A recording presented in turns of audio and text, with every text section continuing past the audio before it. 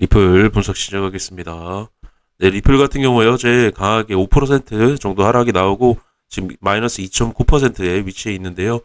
일단 리플 같은 경우에 지금 현재 구간에서 중요하게 체크해 보셔야 될 거는 지금 MACD가 데드크로스가 각인이 되기 직전이라는 겁니다. 결국에 지금 음봉으로 마감이 될 확률이 굉장히 높고 결국에는 각인이 될 것으로 보고 있는데요. 이전에 데드크로스 각인이 됐을 때 모양을 보면 지금 보시면 이때입니다. 차트에서 한번 보겠습니다. 데드크로스 각인 이후에 급락, 데드크로스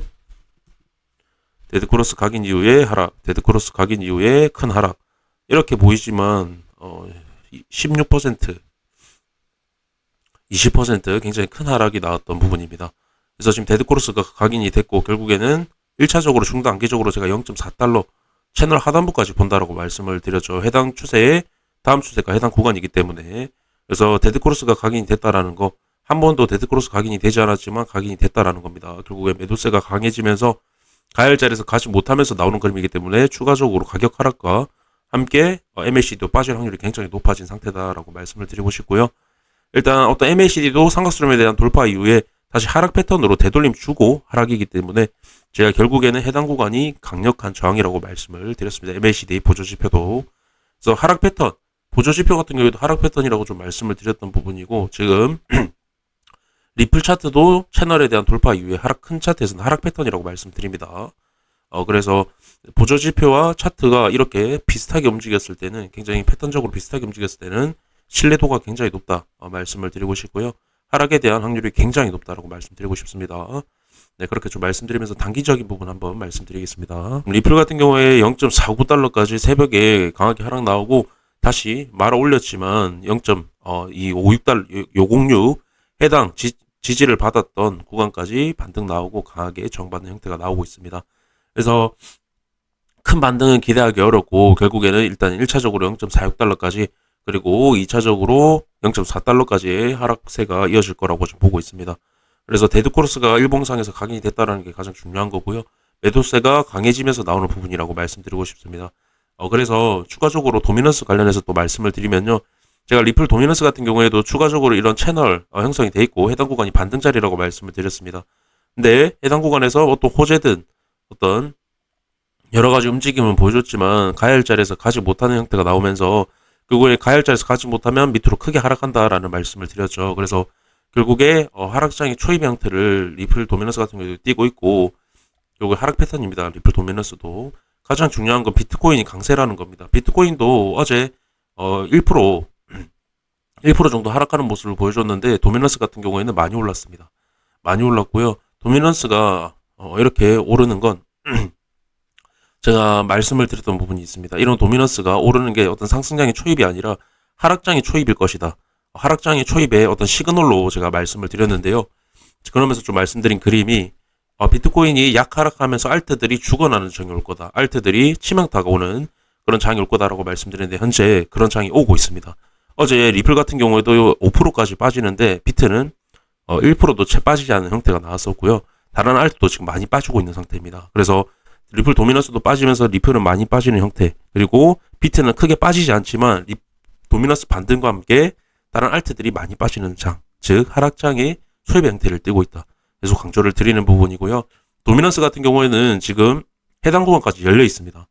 어떤 이 박스권, 굉장히 긴 박스권에 대한 돌파가 나왔기 때문에 열려 있는 상태에서 저는 비트 하락장을 본다라고 말씀을 드렸죠. 그렇다는 건 어떤 코인의 상장 폐지든 코인의 엄청난 급락이든 그런 부분이 나올 확률이 굉장히 높다는 겁니다. 알트코인.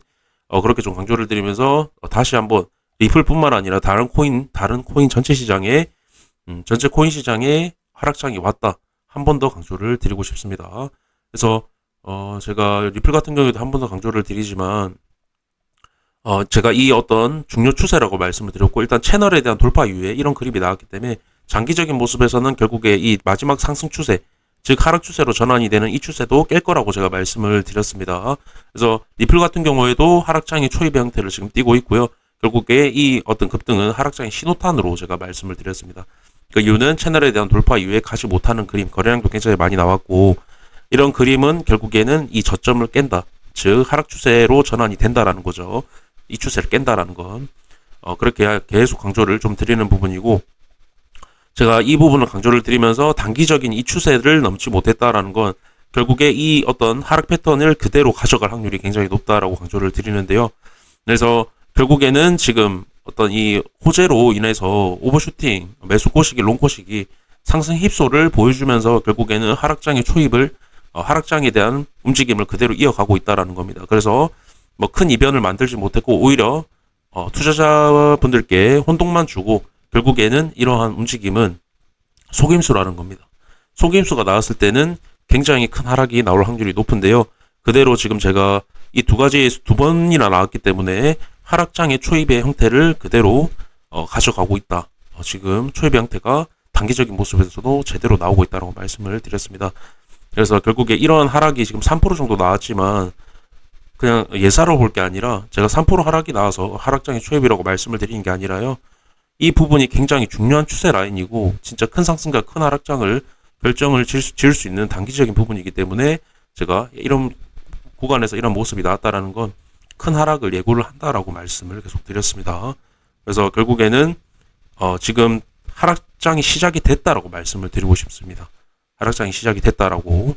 그러니까 단순 하락이 아닙니다. 단순 하락이 아니고 또 중요하게 보셔야 될 건 거래량이 없습니다. 거래량이 없는 하락은 굉장히 위험한 겁니다. 이렇게 호재로 인해서 상승 힙소로 나올 때 해당 구간에서 매도세가 굉장히 많이 나올 때 거래량이 굉장히 많이 동반이 됐는데요.